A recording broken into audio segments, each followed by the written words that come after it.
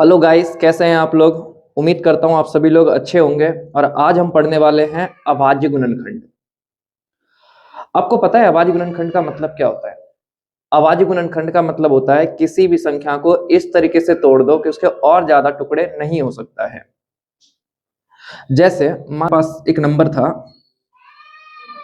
20। मैंने बोला एक काम करो, इसको ना अभाज्य गुणनखंड विधि के रूप में तोड़ दो। इसका मतलब क्या है कि आपने इसका एलसीएम निकाल लो। एलसीएम निकालेंगे तो ये 2 से ये 10 बार में, फिर ये 2 से 5, फिर ये 5 से 1। ठीक है, इसको दिखाते कैसे? इसको ऐसे दिखाते हैं, 2 गुना में 2 गुना में 5। मेरे को बताओ 2 कितनी बार रिपीट है? 2 बार, इसका मतलब 2 की पावर 2 और गुना में 5। इस तरीके से शो करते हैं। मैंने बोला ठीक है भाई, एक काम करो ना, 50 को ना, इसको भी ना आप अभाज्य गुणनखंड के रूप में तोड़ के दिखाओ। तो अभाज्य गुणनखंड के रूप में तोड़ने का मतलब क्या है? ठीक है, कोई दिक्कत नहीं है। 50 पहले तो 2 बार में 25, फिर 5 से 5, और फिर ये 5 से 1। तो मेरे को बताओ इसको कैसे लिख सकते हैं? इसको लिख सकते हैं 50 बराबर में 2 गुना में 5 गुना में 5। तो 5 की पावर 2 गुना में 5 की पावर 2। क्या ये बात आपको समझ में आया? इसी को बोलते हैं अभाज्य गुणनखंड के रूप में व्यक्त करना। मान लेते हैं आपको 500 मिल गया, एक नंबर कितना मिला? 500, और बोलता है क्या? अभाज्य गुणनखंड के रूप में ना दिखाओ। इसको कैसे दिखाएंगे? नंबर कितना मिला? 500। और क्वेश्चन में क्या बोला गया कि इसको अभाज्य गुणनखंड के रूप में व्यक्त करके दिखाओ। ठीक है, कोई दिक्कत वाली बात नहीं है। पहले तो 200, 2 से 250, फिर 2 से 125, फिर 5 से 25, और फिर 5 से 5, और 5 से 1। ठीक है, चलिए दिखाएंगे कैसे। ये रहा 500, पहले लिखना पड़ेगा, इसके बाद 2 गुना में 2 गुना में 5 गुना में 5 गुना में 5। बताओ 2 बार 2 कितनी बार रिपीट है? 2 बार, तो 2 की पावर 2। 5 कितनी बार है? 3 बार, यानी 5 की पावर 3। यानी अगर हमको ये बोला जाता है ना कि अभाज्य गुणनखंड खंड के रूप में व्यक्त कीजिए, तो हमको सोचने की जरूरत नहीं है। सिंपल हमको क्या करना पड़ेगा? हमको बस इतना ही काम करना है कि एलसीएम निकालना है और पावर के रूप में दिखा देना है। इसको बोलते हैं अभाज्य गुणनखंड के रूप में व्यक्त करना। चलिए, क्या 2 के और ज्यादा टुकड़े हो सकते हैं क्या? नहीं, सिर्फ 2 ना खुद के टेबल में ही आता है। 2 किसके टेबल में आता है? सिर्फ 2 के टेबल में। 5 किसके टेबल में आता है? सिर्फ 5 के टेबल में आता है, किसी दूसरे के टेबल में नहीं आता है। इसी को बोलते हैं अभाज्य गुणनखंड के रूप में व्यक्त करने के लिए।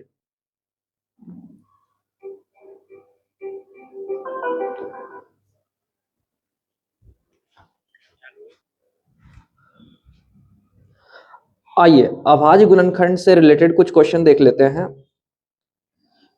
1.2 में क्वेश्चन दिया हुआ है, क्वेश्चन नंबर 1 पढ़ेंगे जाके। लिखा है निम्नलिखित संख्याओं को अभाज्य गुणनखंड के गुणनफल के रूप में व्यक्त कीजिए। तो सिंपल क्या बोला गया? अभाज्य गुणनखंड के गुणनफल के रूप में। ठीक है भाई, अभाज्य गुणनखंड के रूप में। ठीक है, पहली संख्या कितनी है? पहली संख्या है 140। इन सबको मिटा देता हूं, आप लोगों ने नोट कर लिया होगा। चलिए, तो पहली संख्या कितना है? 140। ठीक है भाई, लिख लेते हैं 140। एलसीएम निकालेंगे तो ये 70, फिर 2 बार में 35, फिर 5 से 7, 7 से। तो 140 को कैसे लिखना है? 140 को हम लिख सकते हैं 2 गुना में 2 गुना में 5 गुना में 7। इसका मतलब 2 की पावर 2 और 5 और गुना में 7। चलिए, क्या सेम वैसे ही क्वेश्चन है? हाँ। तो आपको क्वेश्चन नंबर 2, 3, 4 और 5 करना है। करना क्या है? हालांकि मैं भी क्लास में करवाऊंगा, लेकिन हाँ अगली क्लास में। आज हम सिर्फ कॉन्सेप्ट सीखेंगे। आइए दूसरा बात करते हैं एचसीएफ निकालने के लिए। आपको पता है एचसीएफ निकालने के 2 तरीके होते हैं। एक होता है अभाज्य गुणनखंड विधि के द्वारा, इंग्लिश बोलते हैं प्राइम फैक्टराइजेशन मेथड, और एक होता है विभाजन विधि द्वारा, डिवीजन मेथड। इसी डिवीजन मेथड को 10वीं क्लास में यूक्लिड विभाजन के नाम से भी जाना जाता है। किस नाम से? यूक्लिड विभाजन। चलिए, सबसे पहले हम अभाज्य गुणनखंड विधि सीखेंगे और आखिरी में जब हमारा पूरा चैप्टर खत्म हो जाएगा फिर हम सीखेंगे यूक्लिड विभाजन एल्गोरिथम किसको बोलते हैं और कैसे सॉल्व करते हैं। तो चलिए पहले हम स्टार्ट करते हैं अभाज्य गुणनखंड विधि द्वारा एचसीएफ निकालना। आइए तो देख लेते हैं एक बार एचसीएफ निकालने के कितने तरीके हैं। दो। कौन कौन से भाई? एक है अभाज्य गुणनखंड विधि द्वारा, इंग्लिश में प्राइम फैक्टराइजेशन मेथड, और दूसरा तरीका है विभाजन विधि, डिवीजन मेथड। हालांकि एनसीईआरटी से अब डिवीजन मेथड खत्म हो चुका है, कुछ बोर्ड में इसको नहीं पूछा जाता है और कुछ पुराने बोर्ड में इसको पूछा जाता है, अभी भी वहां पर चल रहा है। इसीलिए अभी हम नया नया टॉपिक पढ़ेंगे। कौन सा? ये वाला नया वाला जो अभी पढ़ा हुआ है। आइए, पता है अभाज्य गुणनखंड विधि में क्या करते हैं? कोई भी दो संख्या मिल गया, क्या क्या मिला? एक मिला 10 और एक मिला 15। बोलता है क्या? एचसीएफ निकालो। देखो हमारे पास चॉइस है, हम किसी भी तरीके से निकाल सकते हैं। मैं चाहूं तो अभाज्य गुणनखंड विधि द्वारा निकाल सकता हूं, विभाजन के द्वारा निकाल सकता हूं, कैसे भी निकाल सकते हैं, लेकिन क्वेश्चन में कुछ नहीं बोला ना, तो आप इससे चले जाना। बोलता है क्या? 10 और 15 का ना एचसीएफ निकाल कर दिखाओ। ठीक है, हमको सबसे पहले 10 और 15 का एलसीएम निकालना पड़ेगा, क्योंकि अभाज्य गुणनखंड बोला है। तो अभी थोड़ी देर पहले ही सिखाया ना आपको अभाज्य गुणनखंड करने के लिए। 10 और 15, ठीक है, एलसीएम निकालेंगे। सेम 2 से 5 और ये 3 से 5, फिर 5 से एक बार में और 5 से एक बार में। चलिए बताइए तो फिर 10 को कैसे लिख सकते हैं? 10 को लिख सकते हैं 2 गुना में 5 और गुना में 1 भी लिख लेता हूं, और 15 को लिख सकते हैं 3 गुना में 5 गुना में 1। तो एक बार इनको ऐसे लिख सकते हैं 10 बराबर में 2 गुना में 5 गुना में 1, और 15 को लिख सकते हैं 3 गुना में 5 गुना में 1। मेरे को बताओ दोनों में कॉमन क्या है? कॉमन ये है, जो कॉमन है उसी को एचसीएफ बोलते हैं। फिर से कह रहा हूं, दोनों में जो भी कॉमन होगा उसको एचसीएफ बोलेंगे। तो बताओ 5 कॉमन है ना, इसको सिर्फ एक बार लिखते हैं। अच्छा, एचसीएफ निकाल लिया, बोला जाता है क्या कि एलसीएम भी निकाल के दिखाओ। क्या बोला गया? एलसीएम भी निकाल के दिखाओ। तो एलसीएम निकालने के लिए क्या करना है? जो कॉमन है उसको सिर्फ एक बार लिखेंगे। तो कॉमन 5 है, उसको सिर्फ एक बार लिखेंगे, बाकी सबको लिख देंगे। ये रहा 2 और फिर ये रहा 3। 5 दूनी 10 और 10 तिया 30। तो एलसीएम कितना हो गया? 30। क्या ये बात समझ में आया? चलिए आप लोग भी एक करके दिखाइए जल्दी। 25 और 30 का एचसीएफ निकालिए। 25 और 30 का एचसीएफ नंबर है 25 और 30। वीडियो पॉज कीजिए और फिर लिखिए।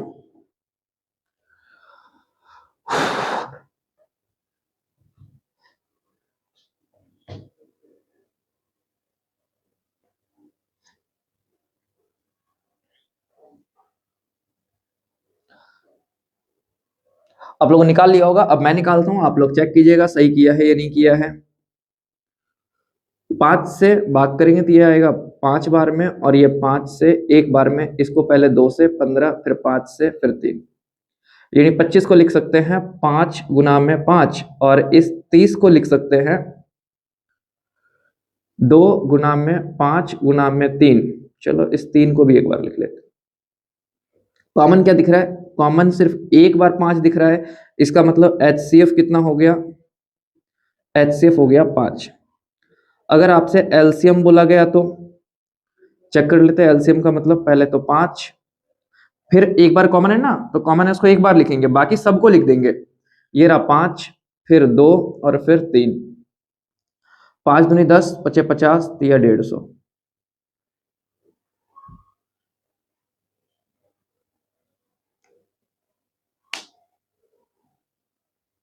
चलिए, क्या यहां तक समझ में आया? बहुत बढ़िया।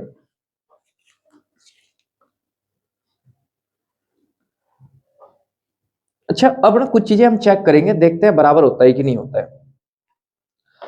चलिए एक बार ध्यान दीजिएगा, मैं लाल में लिखता हूं, यहां पर चेक करेंगे। मेरे को बताओ ये कितना, इसको मैं ए मान लेता हूं और इसको मैं बी मान लेता हूं। ये जो 25 और 30 लिखा है ना, इन्हीं को मान रहा हूं। यानी 25 गुना में 30 बराबर में HCF कितना है चेक करो तो एक बार। HCF 5 है तो 5 गुना में 150।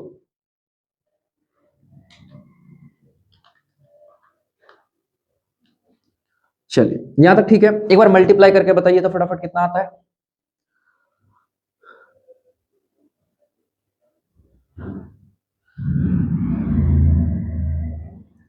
25 को 30 से मल्टीप्लाई करेंगे तो 75 और 15 को 5 से करेंगे तो 75, 750 मतलब। ठीक है,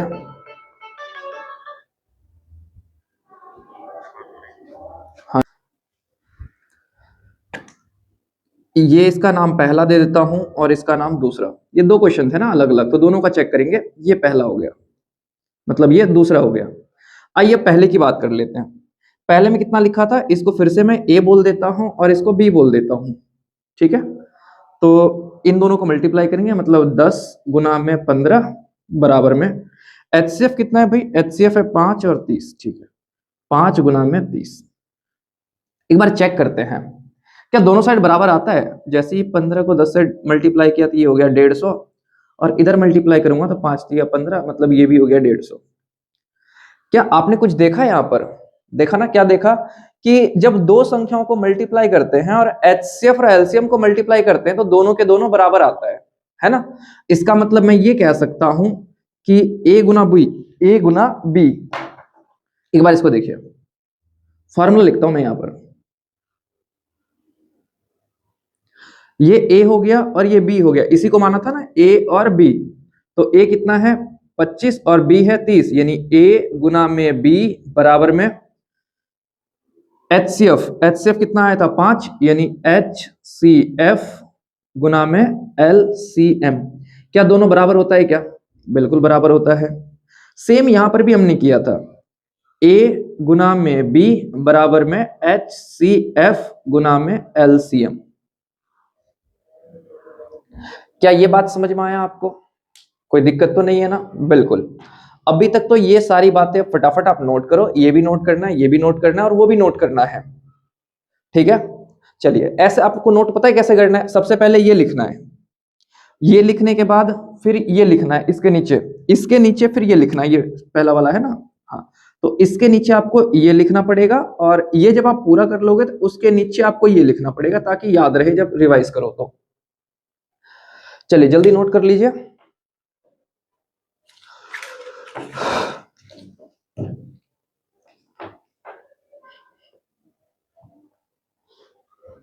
क्या होगा,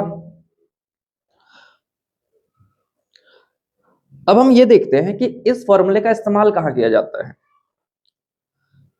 मान लेते हैं, एक बार इसको इधर से पूरा मिटाऊंगा, इधर से नहीं, इसको मिटा देते हैं, उसकी बात करेंगे।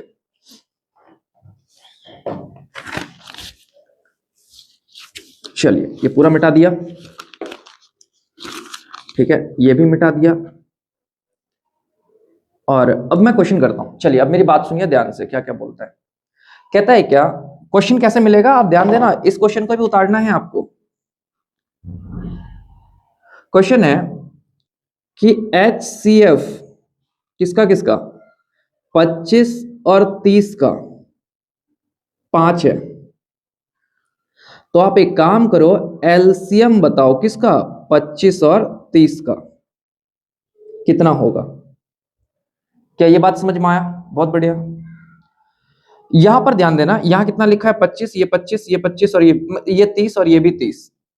तो अब हम निकालेंगे, क्या यहां पर एलसीएम दिया है, नहीं दिया है। आप जाओगे ना तो गुणनखंड विधि जा करके आराम से लगा के निकाल सकते, लेकिन कौन जाए इतना मेहनत करने के लिए, हमारे पास तो इतना टाइम नहीं है भाई, आपके पास भी नहीं होगा।